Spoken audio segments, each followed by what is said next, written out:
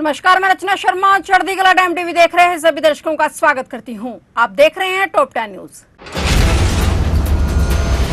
दिल्ली के मुख्यमंत्री रेखा गुप्ता ने प्रधानमंत्री नरेंद्र मोदी से मुलाकात कर राजधानी के विकास के मुद्दों पर चर्चा की। उन्होंने दिल्ली को स्वच्छ और हरित बनाने के लिए चल रही योजनाओं की जानकारी दी। पीएम मोदी के विजन से प्रेरित होकर विकसित दिल्ली के संकल्प को पूरा करने का वादा किया। सीएम ने इस मुलाकात के दौरान ऐतिहासिक स्थलों का पर्यटन केंद्र के रूप में विकसित करने पर जोर दिया। सीएम रेखा ने बताया कि दिल्ली को साफ सुथरा और हरा भरा बनाना उनकी प्राथमिकता है। इसके लिए 70 लाख पौधे लगाने का लक्ष्य रखा गया है। एक पेड़ माँ के नाम 2 अभियान शुरू हो चुका है और पार्कों को खूबसूरत बनाया जा रहा है। सीएम ने कहा कि पीएम के दूरदर्शी नेतृत्व से उन्हें प्रेरणा मिलती है। यह मुलाकात दिल्ली के विकास को नई दिशा देने वाली साबित होगी। अब हिमाचल से पंजाब आने वाली गाड़ियों पर भी टैक्स लगने जा रहा है। इस संबंध में नंगल नगर परिषद की बैठक में सर्वसम्मति से यह निर्णय लिया गया है कि जिस प्रकार हिमाचल सरकार पंजाब से हिमाचल जाने वाली गाड़ियों पर टैक्स वसूलती है, उसी तर्ज पर अब नंगल पंजाब में भी हिमाचल से आने वाली गाड़ियों पर टैक्स लगाया जाएगा। इसको लेकर सर्वसम्मति से प्रस्ताव पास कर दिया गया है और स्वीकृति के लिए प्रस्ताव स्थानीय निकाय विभाग के निदेशक के पास भेज दिया गया है। अब देखना ये होगा कि स्थानीय निकाय विभाग इस पर क्या फैसला लेता है। नंगल नगर परिषद की बैठक में नेताओं ने कहा कि हिमाचल सरकार लगातार पंजाब के साथ अन्याय कर रही है। जब कोई वाहन हिमाचल में प्रवेश करता है तो उसे टैक्स वसूला जाता है, जबकि इसके उलट हिमाचल से पंजाब आने वाली गाड़ियों से 1 पैसा भी टैक्स नहीं लिया जाता। नेताओं ने कहा कि जिस तरह हिमाचल सरकार पंजाब की गाड़ियों से टैक्स वसूलती है, उसी तरह अब हिमाचल की गाड़ियों से भी टैक्स वसूला जाना चाहिए। इसी कारण उन्होंने यह प्रस्ताव पास करके स्थानीय निकाय विभाग को भेज दिया है। भाजपा के बीच सीजफायर के बाद पठानकोट के मलिकपुर क्षेत्र में झाड़ियों में एक जिंदा बम मिला है। इससे पूरे क्षेत्र में सनसनी फैल गई। स्थानीय लोगों ने जैसे ही इस बम को देखा और उसके बाद तुरंत पुलिस को सूचना दी गई। पुलिस ने मौके पर पहुंचकर बम वाले क्षेत्र की घेराबंदी कर तुरंत सेना के बम निरोधक दस्ते को सूचित किया और सेवा के जवानों ने मौके पर पहुंचे बम को कब्जे में लेकर उसे एक खाली जगह पर डिफ्यूज कर दिया। पुलिस यह भी बता रही है कि पता लगा रह जा रहा है कि उक्त बम कहां से आया और भारत पाक के बीच हुए युद्ध के थमने के इतने दिनों बाद भी पठानकोट में दोबारा ये बम कैसे पहुंचा।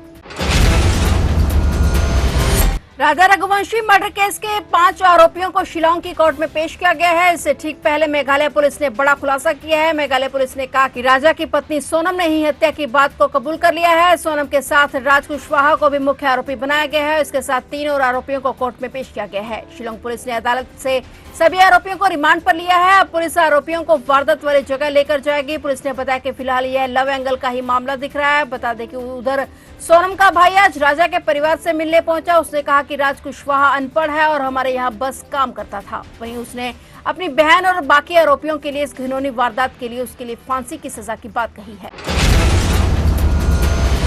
सिरसा में आज राज्य स्तरीय संत कबीर जयंती कार्यक्रम का आयोजन किया गया। इस मौके पर मुख्यमंत्री नायब सिंह सैनी सिरसा पहुंचे और सिरसा की नाच मंडी में हुए इस कार्यक्रम में सीएम नायब सैनी सहित बीजेपी नेताओं ने शिरकत की। इस दौरान सीएम नायब सैनी ने संत कबीर जी की जयंती के मौके पर उन्हें श्रद्धांजलि भेंट की और संत कबीर जी के जीवन पर प्रकाश डाला। वहीं मुख्यमंत्री नायब सिंह सैनी ने जयंती समारोह में कई बड़ी घोषणाएं भी की। सीएम ने सिरसा के डबवाली और इलाहाबाद में नशा मुक्ति केंद्र खोलने की घोषणा की। उन्होंने कहा कि डबवाली इलाहाबाद में नशा मुक्ति केंद्र बनेंगे। वहीं उन्होंने सफाई कर्मचारियों के वेतन में 2100 रुपए की बढ़ोतरी का ऐलान कर दिया है। उत्तराखंड के रुद्रप्रयाग जिले में केदारनाथ यात्रा के दौरान एक दुखद हादसा हो गया। उत्तर प्रदेश के अलीगढ़ से आए 6 तीर्थयात्रियों में से एक युवक मंदाकिनी नदी में बह गया, जबकि बाकी 5 को एसडीआरएफ ने सुरक्षित बचा लिया है। दरअसल 6 तीर्थयात्री केदारनाथ धाम के दर्शन के बाद लौट रहे थे। वापसी में उन्होंने रामबाड़ा के बीच पुराने पैदल मार्ग से जाने का फैसला किया। इस दौरान उन्होंने गरुड़ चट्टी होते हुए रामबाड़ा पहुंचने के लिए मंदाकिनी नदी पार करने की कोशिश की और जब वे लिंचोली के पास पहुंचे, नदी पार कर रहे थे तो अचानक नदी के तेज बहाव में फंस गए। इस बीच 22 वर्षीय राहुल नदी की धारा में बह गया और अब तक उसका कुछ पता नहीं चल पाया है। हादसे की सूचना मिलते ही एसडीएम की टीम तुरंत मौके पर पहुंची। टीम ने समय रहते 5 दोस्तों को सकुशल बाहर निकाल लिया। लापता युवक राहुल की तलाश के लिए एसडीआरएफ ने अभियान चला रखा है।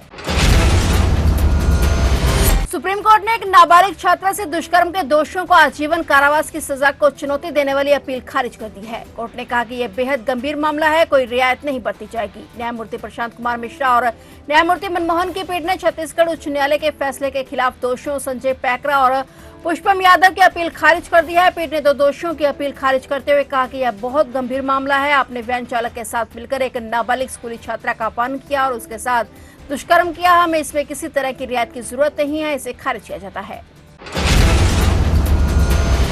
चंदौली पुलिस ने एक बड़ी सफलता हासिल की है। एसपी चंदौली आदित्य लंगेर ने बताया कि चकिया पुलिस और स्वाट सर्विलांस की संयुक्त टीम ने एक गैंगस्टर को गिरफ्तार किया है, जो कि 25,000 रुपए का इनामी गैंगस्टर था। अभियुक्त के कब्जे से एक पिस्टल, 32 बोर और 2 खाली खोखा कारतूस बरामद किए गए हैं। पिस्टल की मैगजीन में 3 जिंदा कारतूस भी मिले हैं। पुलिस अधिकारी ने बताया कि गैंगस्टर मुठन यादव हत्याकांड में मुख्य शूटर था और पुलिस ने अभियुक्त को गिरफ्तार कर लिया है। आगे की कार्रवाई की जा रही है। एसपी आदित्य लंगेर ने बताया कि पुलिस टीम ने अपनी जान की परवाह किए बिना अभियुक्त को गिरफ्तार किया है। यह पुलिस की बड़ी सफलता है और आगे भी पुलिस अपराधियों के खिलाफ कार्रवाई जारी रखेगी।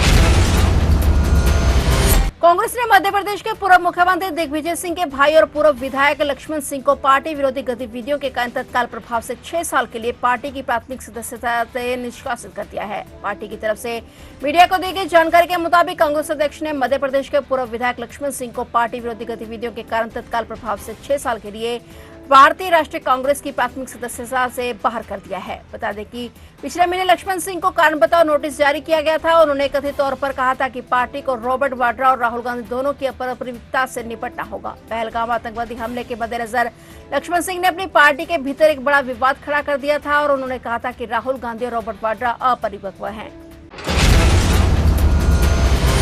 अमेरिकी राष्ट्रपति डोनाल्ड ट्रंप और टेस्ला के सीईओ एलन मस्क बीते कई दिनों से एक दूसरे के खिलाफ खुलकर बोल रहे थे। एलन मस्क ने ट्रंप के खिलाफ सोशल मीडिया पोस्ट पर भी शेयर किए थे, लेकिन अब वे माफी वाले अंदाज में नजर आए। एलन मस्क ने एक्स पर पोस्ट शेयर करके कहा कि जो भी हुआ बहुत ज्यादा हो गया। मस्क ने पोस्ट में ट्रंप की आलोचना करते हुए कहा था कि वे मेरे बिना चुनाव हार जाते। एलन मस्क ने एक्स पोस्ट करते हुए अपनी पोस्ट को लेकर अफसोस जताया। उन्होंने लिखा कि मुझे पिछले हफ्ते राष्ट्रपति डोनाल्ड ट्रंप के बारे में शेयर की गई कुछ पोस्ट को पछतावा है और बहुत आगे बढ़ गए। और मस्क ने पिछले हफ्ते कई चौंकाने वाली पोस्ट शेयर की थी। उन्होंने जोर देकर कहा कि मेरे बिना ट्रंप चुनाव हार जाते। एलन मस्क ने सोशल मीडिया के जरिए ट्रंप पर कई गंभीर आरोप भी लगाए थे। राष्ट्रपति ट्रंप ने तीखी प्रतिक्रिया व्यक्त करते हुए मस्क कंपनियों को दी गई सब्सिडी और सरकारी अनुबंधों को रद्द करने की धमकी दी थी। उन्होंने सार्वजनिक रूप से अपने मतभेद को स्वीकार करते हुए कहा था कि एलन मस्क और मेरे बीच बहुत अच्छे संबंध थे। मुझे नहीं पता कि आगे भी हमारे संबंध अच्छे रहेंगे या नहीं। एलन मस्क से मैं बहुत निराश हूँ।